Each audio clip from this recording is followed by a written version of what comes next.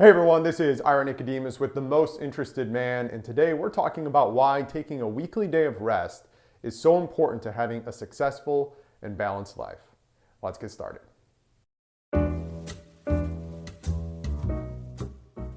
As men, we live in an age of technology and machines, and the impact of this is that our bodies, our minds, our souls, we are subject to this nonstop pace that comes with technology, with our mechanized kind of world that we live in. And that means that we really aren't living with the rhythms and patterns that we were designed to live with. If you think back to even a couple hundred years ago, let's say you were a farmer, you had these natural kind of seasons and rhythms that happened. There'd be times where you were working very hard physically, but then you had those kind of quieter times where the days were maybe shorter, you had more of that rest, and it really allowed you to disengage your mind and even your body. Well, working a physically hard job is something that thankfully most of us don't really have to do as much anymore. Mentally, the strain has become even worse. So if you think about this, over the last, let's say 150 years, kind of with the advent of the industrial age and factories, and all of a sudden we started to see this shift to where men were not seen as individual craftsmen, but really just kind of units of production. You could input so many hours to get something out. And what happened was for a while we were seeing where, it wasn't unusual to have guys working 7 days a week, 12 hours a day in these factory settings. Thankfully, as we kind of got into the later part of the 19th century, that started to change. We had good companies like Westinghouse that started to put in more, kind of more attainable and realistic labor standards. And then you also had things like the unions that came in and made that more of a standardized 40-hour work week, the 5 days a week, 8 hours a day that most of us are used to now. So even though most of us aren't going to be working 7 days a week, it's still important that we have this weekly day of rest. So what I see is that for most men, it's not really that they're working nonstop at their day job, but they never are really kind of disconnecting the way that we were intended to and having that day of rejuvenation, not just physically, but mentally as well. So think about this of how most guys spend their days. So you're working throughout the day, evening comes, you're still going to be getting some drip of information. And I know a lot of folks like to talk about, oh, we're chained to our phone and we're always answering emails and things like that. Even if that's not the case, you still have this aspect of where you're getting all these inputs and messages that come with technology. You're getting Twitter updates and you're browsing Facebook and you're watching Netflix and you're kind of constantly engaging your mind. And maybe some of it is work. You still can have that email that comes in or you're occasionally responding to one. So there's a bit of where you're just always on. Now you get to the weekend and maybe on Saturday you've got all the things that you just need to do as part of our lives. Those chores, those things, cleaning the house and taking care of errands and whatnot. So you're continuing to do that. And then you get into Sunday, and a lot of us, it's still just more of the same. We don't really have a healthy routine and a way to rest. So at the end of the day, we kind of just feel like we're starting another week and we haven't really disconnected and had a day of just restful rejuvenation. So while this issue, this problem may be fairly modern as things have progressed and technology has come around over the last couple hundred years, the good news is that the solution is really as old as time. So if we look at the biblical text and we go back to Genesis, which is the beginning, the creation story, it talks about how God created the world in 6 days and then on the seventh day he rested. So right from the beginning, before we had any sort of laws or religion or anything, we see this pattern that God was trying to demonstrate that there were 6 days of work and then a seventh day of rest. So I kind of like to joke with folks and say, if God needed a day off, then what makes you think that you don't need one?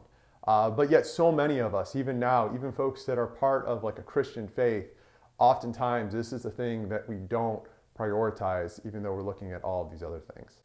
So if you're a man who's identified with any of this and you kind of say, I don't have the healthiest pattern of taking this weekly day of rest, how do you go about getting started? What does this look like?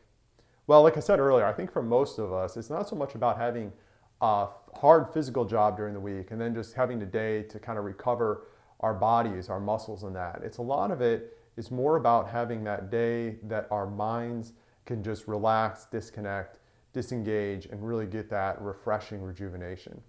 So what I find is that the secret is not to just do nothing on a day during the week, but really to find something that engages you so you can find that creativity.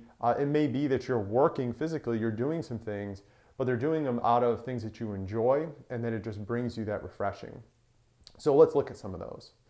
The first one that I would encourage you to look at is having a good hobby. I know that for me, I find that if I'm working on a project, that if I have a hobby like woodworking, those times, those hours that I spend in that, I can focus in on that. I put aside my phone, I put aside a lot of the things that I might be thinking about, and by engaging my hands and engaging my creative thought process and really kind of getting into something, it does refresh my mind because it takes my mind off of the other things that I may have been thinking about. The second practice you can look at doing on your day off is reading. And if you're not someone who currently is reading a lot, this may be something that sounds like a challenge and it takes a while to kind of build up to. It's very difficult, I find, that when we've been living in this life, a kind of this constant overstimulation of reading these Twitter messages that are limited characters, to actually sit down, take a book in physical form, and be reading that for a half hour, an hour, 2 hours. That's actually really difficult because our minds are just so scattered. So don't pressure yourself too much if it's something that you don't love and enjoy. And don't do something that you're maybe reading a book that's a real challenge. Find something that you enjoy. Maybe it's an adventure story or historical fiction or whatever it is that you enjoy. Take that, and again, by engaging your mind with that, it can help to take your mind off of the other things and give it that rest that it's going to need. The third thing that I would encourage you to look at on your day off is exercise. Now, I'm not necessarily talking about a hard, intense workout. You may enjoy doing that, but I know for me, I used to work out 4 days a week, so I would go both on Saturday and Sunday. But my Sunday workout wasn't something that I was really enjoying. It was another part of my routine. It was another discipline that I had. And I decided to kind of shift things around so I could get to where I had my Sundays off of a workout. Now, having said that, I still find that it's very beneficial to get that physical engagement. So it might be something as simple as taking a walk or going for a bike ride, or it may be that it's something that you enjoy doing that's a workout, but it's stimulating and it's not really something that is going to be a big challenge for you where you're having to push yourself, but something that is just simply engaging your body, getting you exercise, getting your body moving, and that can really have an impact again on taking your mind off of the things that are occupying it during the week to give you that day of rest. The fourth thing you could do is connect with nature.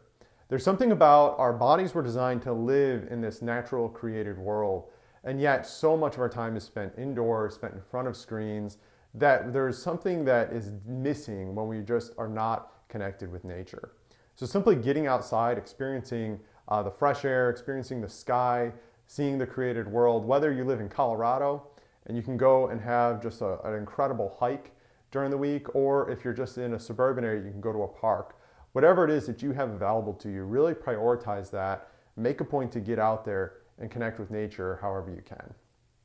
So we've listed 4 different things, but what I find is that typically it's a combination of all these things. I don't know that for myself, I would really enjoy just reading all day on my day off. What I find is that oftentimes I like to kind of mix these things up. So you might say that I'm going to get started with a hobby that I like. I enjoy smoking meat, so I might get up on a Sunday, get some meat on the smoker, spend some time having my coffee, reading a book for a little bit.